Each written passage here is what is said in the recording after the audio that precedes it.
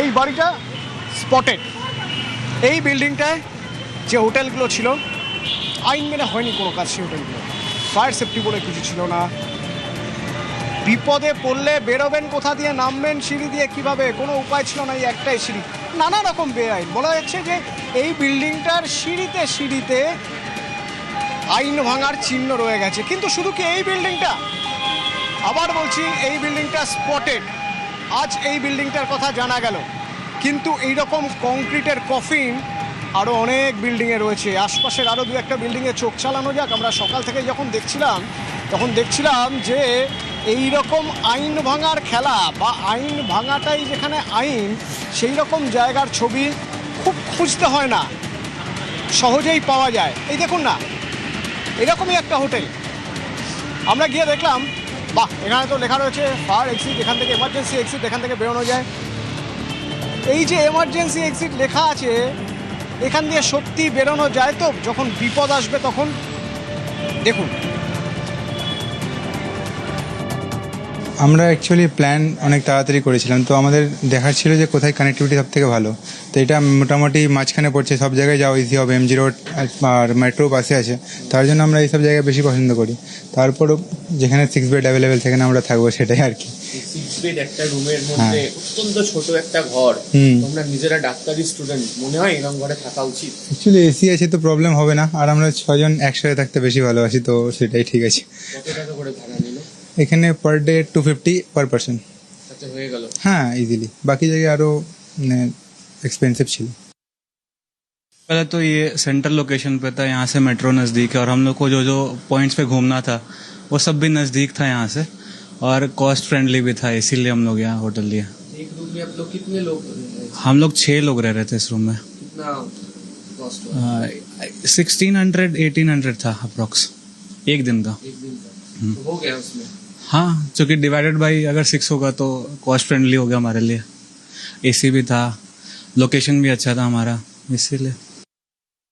ওখানে লাইসেন্সের খরচা নেই। এর একটা ফায়ার লাইসেন্স নিতে গেলে খরচা আছে মানে আপনাকে এসব ঠিক রাখতে হবে, মেশিন ঠিক রাখতে, পাম্প ঠিক রাখতে হবে, জল রাখতে হবে, যে ফায়ার হলে ওটা এক্সটিংগুইশ করার জন্য প্রত্যেকটা ফ্লোরে 10টা 12টা করে ফায়ার এক্সটিংগুইশার আছে। ওরা 300-400 টাকাও রুম দিতে পারে। এমন খারাপ কাল গেল, লোক কাস্টমার নেই, যে কোনো রেটে লাগিয়ে দিচ্ছে। কেন, ওরা তো যেমন আপনার থেকে যদি লিজে নিয়েছে, লিজের পয়সা তো মারা যাবে, তো যা তা করে ওরা চালায়।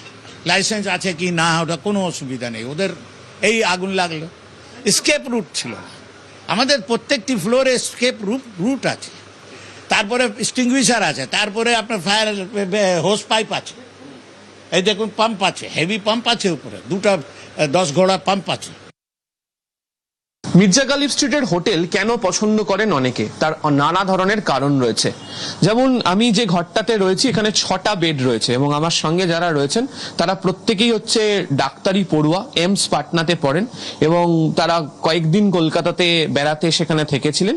6 জন যে রুমে থেকেছেন, পার হেড ভাড়া পড়েছে মাত্র 250 টাকা করে। ফলে বাজেট ফ্রেন্ডলি বা পকেট ফ্রেন্ডলি, সে কারণেই তারা বেছে নিয়েছেন। কিন্তু ঘরের যে অবস্থা সেটা যদি আপনারা দেখেন, তাহলে এটি থাকার উপযুক্ত বলে অনেকেই মনে করবেন না।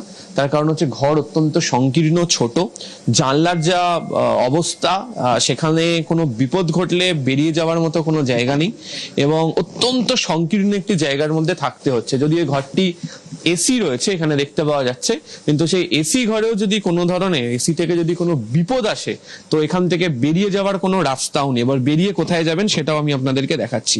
তাদের ঘর থেকে আপনারা বাইরে বেরিয়ে আসলেন, এই হোটেলের লবি বা করিডোর, আমি যেখানে দাঁড়িয়ে রয়েছি, ওই দেখুন কি লেখা রয়েছে, এমার্জেন্সি এক্সিট, আপৎকালীন বাইরে যাওয়ার রাস্তা। আসুন দেখা যাক। এই দেখুন লেখা রয়েছে এমার্জেন্সি এক্সিট, আপৎকালীন বাইরে যাওয়ার রাস্তা। এই হচ্ছে আপৎকালীন বাইরে যাওয়ার রাস্তার অবস্থা। এই দেখুন দরজা একটা বন্ধ করে রাখা রয়েছে, দেখুন তালা দেওয়া রয়েছে। এই চাবি কার কাছে রয়েছে, কিভাবে মানুষ বিপদের সময় পালাবেন এমার্জেন্সি এক্সিট দিয়ে, বোঝার মতো কোনো জায়গায় নেই। এটাই হচ্ছে বাস্তব ছবি এই মির্জা গালিব স্ট্রিট, ফির স্কুল স্ট্রিটের মতো একাধিক জায়গার হোটেলের। ক্যামেরা অসিত দাসের সাথে আবির ঘোষাল, নিউজ 18 বাংলা, কলকাতা। আগুন 2:30-3টের দিকে মতন লেগেছে। ধোঁয়ার সাথে সাথে মানুষ চিৎকার চেঁচামেচি করতেছে, তখন আমরা বাইরে চলে আসি।